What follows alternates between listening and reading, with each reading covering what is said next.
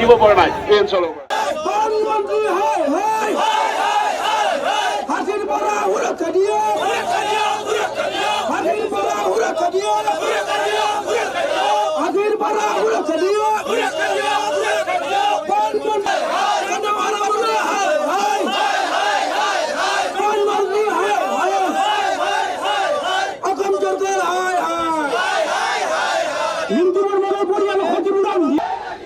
বন্যহস্তীৰ গছকত এগৰাকী যুৱকৰ মৃত্যুৰ পিছতে উত্তপ্ত হৈ পৰিছে নলবাৰী আৰু আজিৰ দিনটো দেখিবলৈ পোৱা গৈছে ৰাষ্ট্ৰীয় ঘাইপথ অৱৰোধ কৰি নলবাৰীত যি প্ৰতিবাদী কাৰ্যসূচী প্ৰতিবাদী কাৰ্যসূচী ৰূপায়ণ কৰা পৰিলক্ষিত হৈছে পোনপটীয়াকৈ দৃশ্যখিনি নলবাৰীৰ পৰা দেখুৱাইছোঁ আৰু ৰাষ্ট্ৰীয় ঘাইপথৰ দুই কাষে প্ৰতিবাদকাৰীসকলে প্ৰতিবাদ সাব্যস্ত কৰিবলৈ ওলাই আহিছে আৰু দুই কাষে আচলতে শ শ বাহন এই মুহূৰ্তত আবদ্ধ হৈ পৰা পৰিলক্ষিত হৈছে পোনপটীয়াকৈ আমি ND24 দৰ্শকসকলক এই দৃশ্য দেখুৱাইছোঁ এফালে মন্ত্ৰী বিমল বৰা ইয়াত আবদ্ধ হৈ থকা পৰিলক্ষিত হৈছে বহু সময় ধৰি মন্ত্ৰীগৰাকী এই ধৰণৰ যি মন্ত্ৰীগৰাকীৰ কনভয় সেই কনভয় ইয়াত আবদ্ধ হৈ আছে পোনপটীয়াকৈ দৃশ্যখিনি দেখুৱাই আছোঁ ND24 দৰ্শকসকলক যদি সম্ভৱ হয় অকণমান আমি কথা পাতিম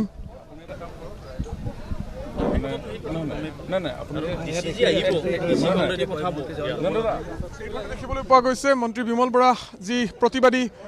কাৰ্যসূচী এই কাৰ্যসূচীৰ মাজত আবদ্ধ হৈ পৰিবলগীয়া হৈছে আৰু মন্ত্ৰী বিমল বৰাই পোনপটীয়াকৈ যি স্থানীয় বিধায়ক তথা কেবিনেট মন্ত্ৰী জয়ন্ত মল্ল বৰুৱাক পোনপটীয়াকৈ ফোনযোগে যোগাযোগৰ চেষ্টা কৰিছে আৰু এই যি প্ৰতিবাদী কাৰ্যসূচী দীৰ্ঘদিন ধৰি ৰাইজে দাবী কৰি আহিছিল যে বন্যহস্তীৰ উপদ্ৰৱ হ্ৰাস কৰাৰ বাবে প্ৰয়োজনীয় ব্যৱস্থা গ্ৰহণ কৰা হওক কিন্তু সেই ব্যৱস্থা প্ৰশাসনে গ্ৰহণ কৰিছিল যদিও হাতীখেদাত বাৰম্বাৰ ব্যৰ্থ হৈছিল আৰু যাৰ পৰিপ্ৰেক্ষিতত আজিৰ দিনটোত এগৰাকী যুৱকৰ মৃত্যু হোৱাৰ পিছত এই ধৰণে প্ৰতিবাদকাৰীসকল ওলাই অহা পৰিলক্ষিত গ্ৰহণ কৰিলে 4 লাখ টকা দিয়াৰ এটা নিয়ম আছে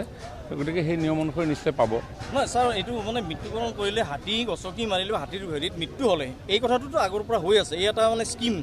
মানে তাৰ উপৰি মানে মানুহজন যে সেই পৰিয়ালটো যিজন মানুহৰ ওপৰত গোটেই ঘৰখন ডিপেণ্ড হৈ আছিল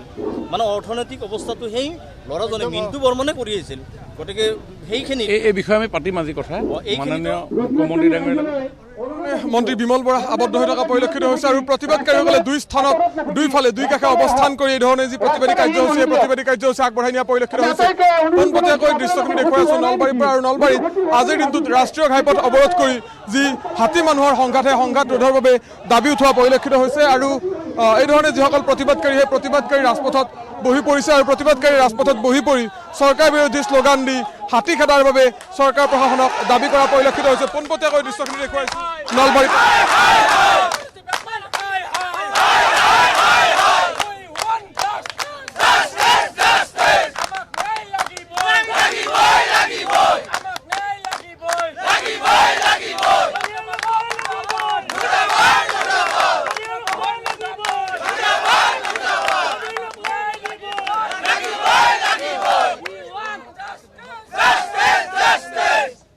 আৰু এই ধৰণে আজিৰ দিনটোত যি প্ৰতিবাদী কাৰ্যসূচী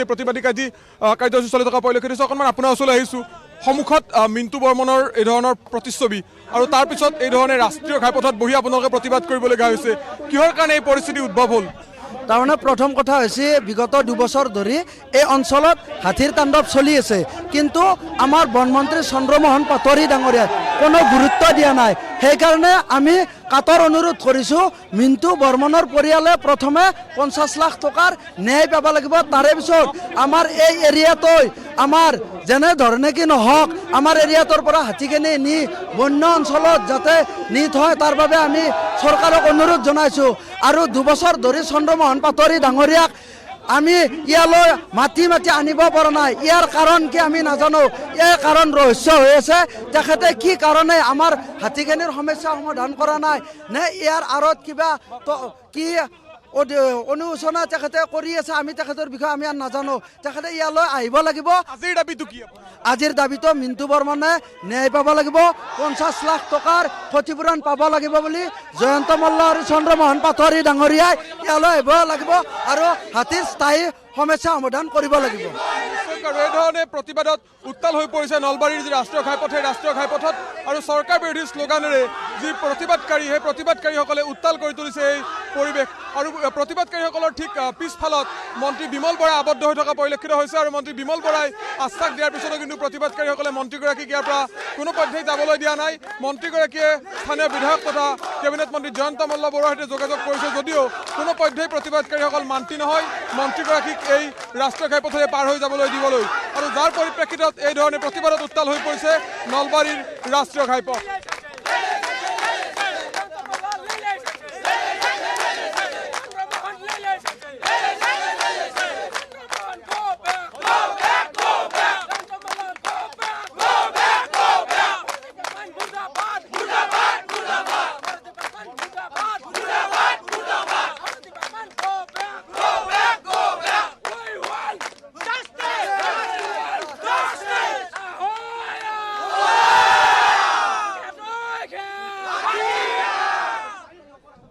প্ৰতিবাদত উত্তাল হৈ পৰিছে দুই কাষে আচলতে যি প্ৰতিবাদী কাৰ্যসূচী সেই প্ৰতিবাদী কাৰ্যসূচী ৰূপায়ণ কৰা হৈছে আৰু সেই প্ৰতিবাদ কাৰ্যসূচীৰ মাজত মন্ত্ৰী বিমল বৰা আবদ্ধ হৈ থকা পৰিলক্ষিত হৈছে কিন্তু বিমল বৰাই আশ্বাস দিয়াৰ পিছতো কিন্তু তেখেতক আঁতৰি যাবলৈ দিয়া হোৱা নাই এই মুহূৰ্তত আৰু যিসকল প্ৰতিবাদকাৰী সেই প্ৰতিবাদকাৰীসকলে নলবাৰী পাইকাৰকুছিৰ যি সোণামতি চক এই চকত অৱস্থান গ্ৰহণ কৰি তেওঁলোকে দাবী কৰিছে যে নিহত যি মিণ্টু বৰ্মন সেই মিণ্টু বৰ্মনক ক্ষতিপূৰণ দিয়া হওক আৰু হাতী মানুহৰ যে সংঘাত সেই সংঘাত ৰোধৰ বাবে চৰকাৰে যথোচিত ব্যৱস্থা গ্ৰহণ কৰক আৰু তাৰ বাবে এই ধৰণে প্ৰতিবাদকাৰীসকলে যি প্ৰতিবাদী কাৰ্যসূচী সেই কাৰ্যসূচী চলাই নিয়া পৰিলক্ষিত হৈছে পোনপটীয়াকৈ দৃশ্যখিনি দেখুৱাইছোঁ নলবাৰীৰ যি ৰাষ্ট্ৰীয় ঘাইপথ সেই ৰাষ্ট্ৰীয় ঘাইপথৰ পৰা আৰু ৰাষ্ট্ৰীয় ঘাইপথত অৱস্থান কৰি প্ৰতিবাদকাৰীসকলে এই প্ৰতিবাদ কাৰ্যসূচী আগবঢ়াই নিয়া পৰিলক্ষিত হৈছে হাতীৰ পৰিৱেশটো বন্ধ কৰি দিছে ইয়াৰ পিছত এই যিটো বন্য হস্তীৰ জাক এইটো মানে বিচলিত হৈ পৰিছে ভূটানৰ কাষত থাকে পাহাৰৰ কাষত থাকে ৰাতি ঘৰত শুনিছিলোঁ মন্ত্ৰীগৰাকীৰ লগতো কথা পাতিলে স্থানীয় বিধায়ক কি ক'লে কি আশ্বাস দিলে আচলতে নাই আশ্বাস মানে কি আৰু তেখেত এতিয়া ইয়াতে নাই অহা কাইলৈ তেখেত আহিব আহি ৰাইজৰ লগত আলোচনাত মিলিত হ'ব আৰু আমাৰ চৰকাৰীভাৱে এনেকুৱা ধৰণে বন্যপ্ৰাণী আক্ৰমণত যি আঘাতপ্ৰাপ্ত হয় বা মৃত্যুবৰণ কৰে তেখেতসকলক কিছু সাহায্য দিয়াৰ ব্যৱস্থা আছে সেইখিনিতো হ'বই কিন্তু ডাঙৰ কথা হ'ল যে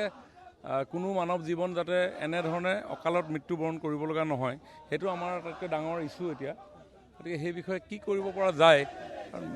সেইটো চাবলগীয়া আছে স্থানীয় ৰাইজ বা বন বিভাগৰ যিসকল বিষয়া আছে তেওঁলোকে এটা অভিযোগ কৰিছে যে ভূটান সীমান্তত বাক্সা আৰু তামোলপুৰ জিলাত বহুখিনি চৰকাৰীভাৱে অনুমতি দিয়া ৰিজৰ্ট স্থাপন হৈছে যাৰ কাৰণে হাতীদণ্ডীবিলাক বন্ধ হৈ পৰিছে আৰু হাতীৰ উপদ্ৰৱ এই নামনি অসমত বেছিকৈ বৃদ্ধি পাইছে নলবাৰী বা এই অঞ্চলসমূহত বৃদ্ধি পাইছে এইবিলাকত চৰকাৰ জ্ঞাত নহয় নেকি বা নাজানে মানে হাতীৰ দণ্ডী যিসমূহ আছিল সেই দণ্ডীসমূহত বিভিন্ন ৰিজৰ্ট বা লিজত দিয়া হৈছে মানুহক ভূমিখিনি হাতীৰ দণ্ডীখিনি বন্ধ হৈ পৰাৰ কাৰণে বৃদ্ধি পোৱা বুলি অভিযোগ কৰিছে সেইবিলাক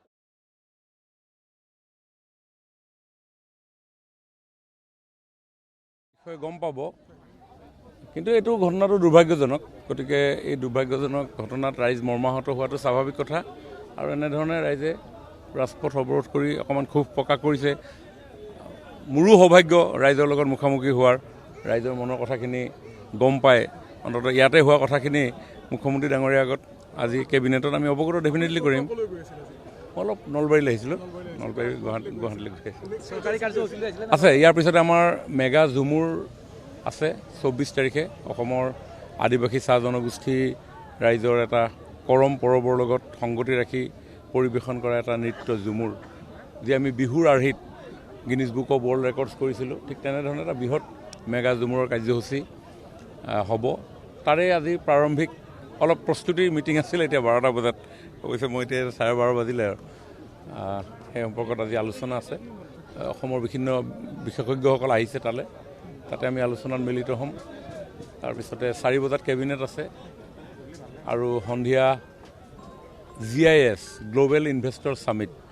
অসমৰ উদ্যোগীকৰণৰ ক্ষেত্ৰত যিহেতু মই উদ্যোগ মন্ত্ৰী আৰু 24-25 তাৰিখে মুখ্যমন্ত্ৰী ডাঙৰীয়াই গ্ল'বেল ইনভেষ্টৰ ছামিট এখন আয়োজন কৰিছে আৰু সেই সম্পৰ্কতো আজি আলোচনা আছে অলৰেডি গম পাইছে কেবিনেটে মই যে ইয়াত আছোঁ মুখ্যমন্ত্ৰী ডাঙৰীয়াই গমেই পাইছে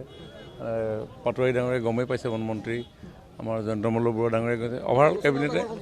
হ'ব ডেফিনেটলি মই কমগৈ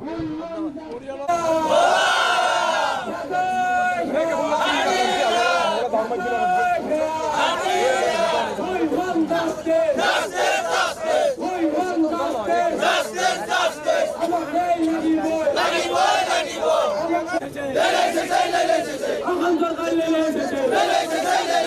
তেখেতসকল বিমল বৰা ডাঙৰীয়া যাতে আমাৰ জনসাধাৰণৰ ভোট লৈয়ে আজি তেখেতে সেই য'ত ৰেজ সেই যেনেদৰে হয়, প্ৰতিবাদ এই বৰ্তমান পৰ্যন্ত অব্যাহত আছে। দেখিবলৈ পাইছে ইতিমধ্যে মন্ত্ৰী বিমল বৰা ইতিমধ্যে নিজেই এই যি প্ৰতিবাদী আন্দোলন হৈছে, প্ৰতিবাদী আন্দোলনত তেওঁ নিজেই ইয়াত উপস্থিত আছে আৰু নিজে সন্মুখৰ পৰা থাকি ৰাইজক চেষ্টা কৰিছে যদি কোনো আঁতৰাই দিলোঁ। তেখেত এতিয়া ইয়াত নাই, অহা কাইলৈ তেখেত আহিব, আহি ৰাইজৰ লগত